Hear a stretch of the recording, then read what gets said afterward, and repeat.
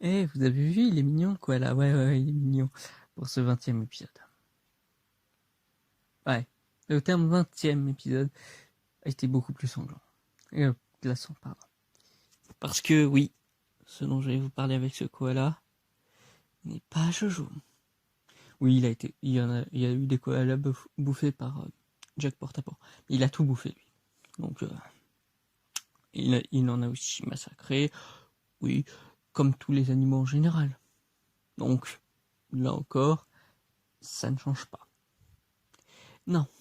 Là, je vais vous faire comprendre à quel point que sa manipulation, même du langage, de sa traduction animalière, est si forte qu'il a réussi à faire que les animaux s'entretuaient pour le nourrir. Ouais. Comme je vous disais, il a réussi à avoir une orthographe,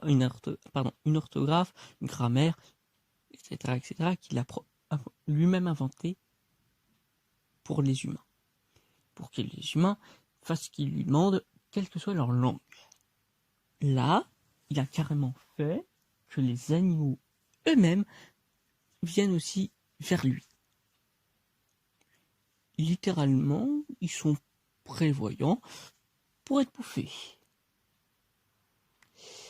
Voire certains, par exemple, des petites fourmis ou des trucs comme ça, viennent jusqu'à sa gueule. C'est chaud. C'est encore une chose qui n'est plus d'actualité après l'ère violette, mais vous vous rendez bien compte que jusque-là, ça veut dire que n'importe quelle espèce ne pouvait plus exister avec lui. Et encore une fois, je ne parle pas seulement de avec la triple notion de la Terre, qui n'était plus fertile, etc. Non, non.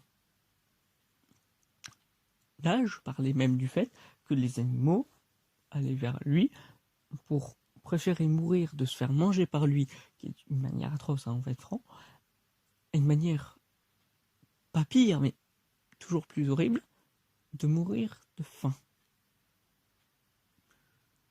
Eh bien, je sais pas si vous vous rendez compte, mais là, on a atteint un niveau. Et encore, c'est pas fini. C'est vraiment pas fini. Parce que, là, encore une fois, c'est du langage ancien, entre guillemets. Parce que on peut dire qu'il y avait du latin, etc. Et qui, du coup, il s'est aidé aux langues latines. Et qu'avec les animaux, il a plus ou moins vu comment considérer le langage animal. Maintenant, le truc qui va être le plus flippant par rapport à ce niveau de langage, c'est un langage un petit peu plus contemporain. Il a réussi à être un précurseur sur le langage informatique. Il a réussi probablement à transposer des choses. Mais ça, on le verra beaucoup plus en détail demain avec le mot de code. Non, non, c'est tout. Vous comprendrez demain. Allez, tchuss tout le monde. Bye bye.